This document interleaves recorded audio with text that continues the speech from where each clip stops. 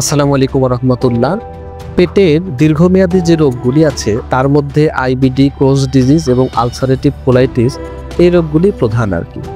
তবে এই ulcerative colitis, Crohn's disease এবং আইবিডির মধ্যে বেশ কিছু পার্থক্য আছে। তো এটাই আজকে আমরা এই ভিডিওতে ইনশাল্লাহ আলোচনা করব। আমরা প্রথমে আইবিডি সম্পর্কে একটু ধারণা নিব। আইবিডি মানে হচ্ছে ইনফ্লামেটরি বাউল ডিজিজ, অর্থাৎ যখন আপনার বাউলের মধ্যে যখন দীর্ঘদিন ইনফ্লামেশন চলতে থাকবে, এর ফলে যে ধরনের লক্ষণ দেখা দিবে এই রোগটাকে আইবিডি বলা হয় আর কি।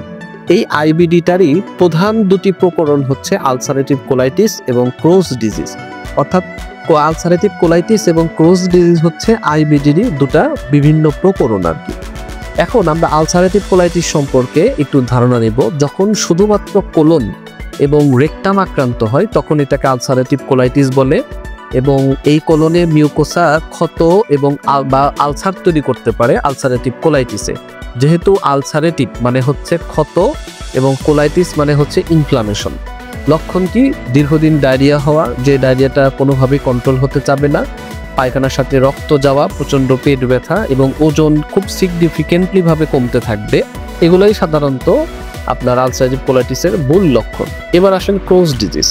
সাধারণত বুক থেকে মলদ্বার পর্যন্ত যে কোনো অংশে এইটা হতে পারে। সাধারণত ক্ষুদ্রান্ত এবং বৃহদন্ত্র বেশি আক্রান্ত হয়, আর অন্ত্রের সব স্তরে অর্থাৎ ডিপ লেয়ারে এটার প্রদাহ হয়, যেটা ফিস্টুলা বা স্ট্রিকচার পর্যন্ত তৈরি করতে পারে। এটারও লক্ষণ ডায়রিয়া, পেট ব্যথা, মলদ্বারে ফিস্টুলা, পুষ্টিহীনতা, দুর্বল লাগা, সিগনিফিকেন্টলি ওয়েট লস হওয়া, এগুলো এখানেও পাবেন আর কি। তো আমরা যদি খুব সংক্ষেপে বলি তাহলে হচ্ছে আইবিডিটা হচ্ছে মূল রোগ, যার মধ্যে আলসারেটিভ কোলাইটিস এবং ক্রোনস ডিজিজ অন্তর্ভুক্ত। আলসারেটিভ কোলাইটিসে কেবলমাত্র বৃহদণ্ডকে আক্রান্ত করে, আর ক্রোনস ডিজিজে পরিপাকতন্ত্রের যে কোনো অংশে আক্রান্ত হতে পারে।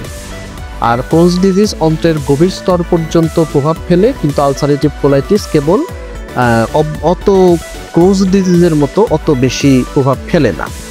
তো আশা করি আপনারা একটা ভালো ধারণা পেলেন। এবং এই আলসারেটিভ কোলাইটিস এবং আইবিডি এবং ক্রোনস ডিজিজের জন্য হোমিওপ্যাথিতে খুব ভালো চিকিৎসা আছে।